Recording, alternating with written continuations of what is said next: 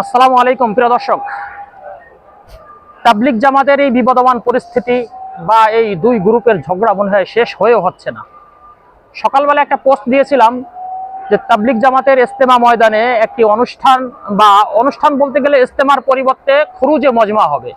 সেই মজমাটা এখন এখানে অনেক সমাবেত হয়েছে, অনেক লোক দেখতেই পাচ্ছেন। বিভিন্ন জায়গা থেকে যারা বিভিন্ন সময়ে তাবলিগ জামাতের কাজের জন্য এসেছেন তারা কিন্তু জমা হয়েছেন এবং এরা সকলেই দুটো পন্থী, সকলেই জানেন, একটি সাতপন্থী আর একটি মানে জুবায়ের পন্থী। তো জুবায়ের পন্থী যারা ওলামা একরামের, আমরা এটাকেই সমীহ করে থাকি সাধারণত, সকলেই করে থাকে। এবং এই জুবায়ের পন্থীদের খুরুজে মজমা নামে একটি মানে সারা বাংলাদেশ থেকে আসবে এরকম একটি সিদ্ধান্ত ছিল 3 থেকে 4 তারিখে। সারা বাংলাদেশ থেকে যারা তাবলিগ জামাতের সাথী আছে তারা এখানে আসবে। কিন্তু এই পরিস্থিতিতে ইজতেমার মাঠে সাতপন্থী যারা, তারাও একটি 22-23 তারিখে সম্ভবত তারাও এরকম দাবি করে বসে আছে যে তারাও এরকম একটা মানে খুরুজে মজমা বা অন্য নামে তারা এখানে ইজতেমা করবে। কিন্তু সেটা কারণে এই দুই গ্রুপের বিবাদমান পরিস্থিতি বা এই ঝগড়াটের পরিস্থিতির কারণে সরকার একটি সিদ্ধান্ত গ্রহণ করেছে, কারোটাই দিবে না। কিন্তু অনেক লোক কিন্তু দেখতেই পাচ্ছেন, অনেক লোক চলে আসছে, তাবলিগ জামাতের বিভিন্ন সাথীরা কিন্তু এখানে চলে আসছে। এখন সমস্যা হলো যে এরা কি করবে। এখন মুরব্বীদের যে সিদ্ধান্ত নিয়ে গ্রহণ করেছে যে এরা যারা এখানে আছেন এরা এখানেই থাকবেন বা এখান থেকে আবার চলে যাবেন, আর যারা এখন আসেননি তারা নিজ নিজ জেলায় এই মজমাটা বা জমায়েত হবে।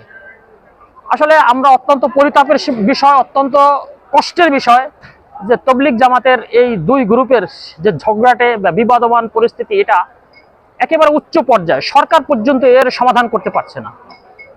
আলটিমেটলি কিন্তু ক্ষতি কিন্তু আমাদের ইসলামেরই হচ্ছে। দুই গ্রুপের যদি সমাধানটা হয়ে যেত তাহলে আর ইসলামের এই ক্ষতিটা হতো না, তাবলিগ জামাতের ক্ষতিটা হতো না। আমাদের প্রাণের একটা তাবলিগ জামাত কিন্তু আমরা প্রাণের আমরা দিনের দাওয়াত দিয়ে থাকি, নিজের খেয়ে নিজের পরে দিনের দাওয়াত মানে করে থাকি। এখানে কোনো স্বার্থ নেই, তারপরেও এই স্বার্থ নেই, তারপরেও কেন ঝগড়া? এটা কিন্তু অত্যন্ত নিজের মনকে অনেক কাঁদায়। কেন হবে এটা? এখন মানুষ কিন্তু বিভিন্ন সওয়াবের আশায় হোক, মানে দিন ইসলামের দাওয়াতের জন্য হোক, লক্ষ লক্ষ মানুষ, মুসল্লি লক্ষ লক্ষ যারা দিনের খেদমত করে থাকে তারা কিন্তু এখানে আসছে।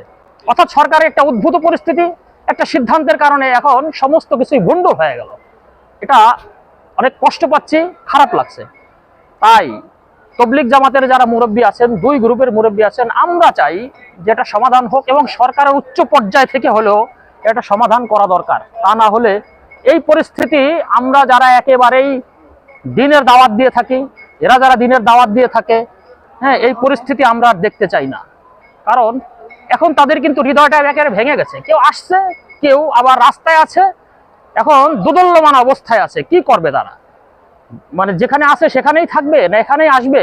হঠাৎ করে একটা উদ্ভূত পরিস্থিতি কেন হবে? এটা কিন্তু অত্যন্ত খারাপ। আর সরকারেরও এই সিদ্ধান্তগুলো তো একটু আগেই নিতে পারতো সরকার ইচ্ছা করলে। সরকারও কিন্তু আগে নেয়নি, যার কারণে মানুষের মধ্যে এই একটা হৃদয় ভাঙা, মন ভাঙা। এখানে সমস্ত মানে জামাতগুলো যারা খুরুজে মজমা নামে আসছে, সবাই এখানে একত্রিত হতে চলেছে। কেউ রাস্তায় আছে, কেউ মসজিদে আছে, বিভিন্ন জায়গায় আছে, কেউ আসতে পারছে না সরকারের এই নির্দেশনার কারণে। তাই এই বিবদমান, এই ঝগড়াঝাটি দিন ইসলাম নিয়ে, তাবলিগ জামাত নিয়ে আমরা আর চাই না। আমাদেরকে মুরব্বীরা এবং সরকার এর থেকে পরিত্রাণ দিন। আমরা নির্ভেজালভাবে দিনের দাওয়াত দিতে চাই, দিনের কাজ করতে চাই, আল্লাহর সন্তুষ্টি অর্জন করতে চাই। এটাই স্বাভাবিক। আল্লাহ হাফেজ।